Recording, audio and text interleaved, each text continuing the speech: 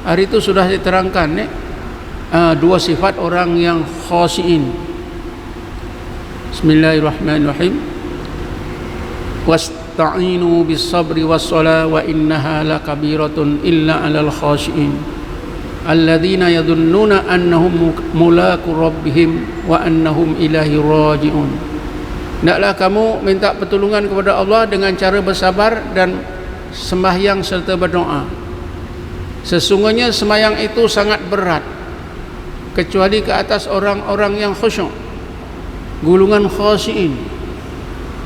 Orang-orang yang khusyuk itu ialah mereka yang yakin bahawa mereka telah menemui Tuhannya Allah Subhanahu wa ta'ala, dan mereka yakin bahawa segala pekerjaannya, urusannya adalah kembali kepada urusan tadbir Allah semata-mata.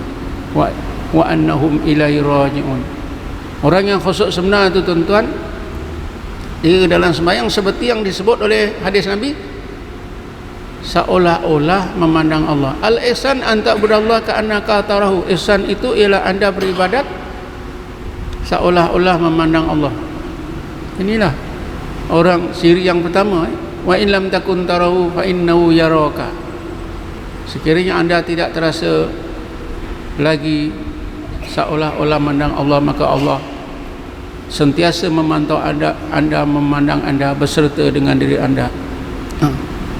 Jadi kerana itulah tuan-tuan, hendaklah kita hati-hati apabila kita sudah dapat keterangan sikit sebanyak bahawa sembahyang itu adalah satu pengembaraan roh kita ke alam gaib, iaitu rahsia-rahsia Allah SWT.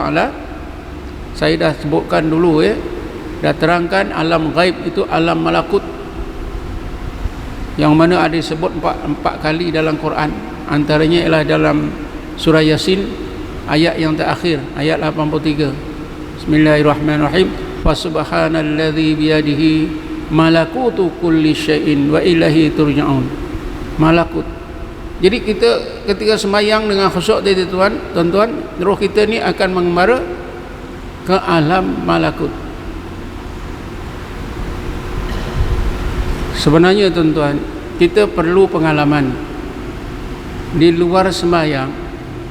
Kita perlu pengalaman pengembaraan roh kita. Makna pengembaraan ni tuan-tuan, bukan roh itu pergi roh kita atau hati kita ni ada berbagai hijab, ada berbagai dinding yang melindungi. Bila Allah angkatkan, maka hati kita itu nampak, roh kita itu merasa. Itu yang dinamakan pengembaraan roh dalam sembahyang.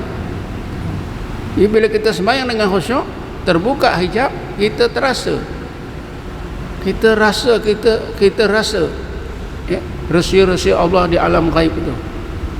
Pergerakan kita, bacaan kita, perbuatan kita, rukuk kita, sujud kita, semuanya kita rasa mengalir datangnya daripada Allah Subhanahu wa ta'ala. Ini yang dikatakan as-salatu istiftahun li babil ghuyub. Kemudian selain daripada itu, Ibnu Athaillah kata wa mahallul munajat, semayang itu, kalau kita semayang dengan khusyuk, maka dalam semayang itulah kita munajat kepada Allah. Apa makna munajat tuan-tuan? Munajat itu makna yang senang dipahami ialah kita berdoa kepada Allah dalam keadaan kita ini rasa hampirnya Allah Subhanahu wa ta'ala. Itu munajat. Sebab itu ada setengah ulama menafsirkan, menerangkan makna munajat itu ialah mukalamah. Maknanya dia mengadu, dia berbual dengan Allah Subhanahu wa ta'ala. Tapi bila kita gunakan istilah berbual, mukalamah, ini jadi masalah bagi kita, terutamanya bila kita tidak dapat memahami istilah-istilah seperti ini daripada bawah.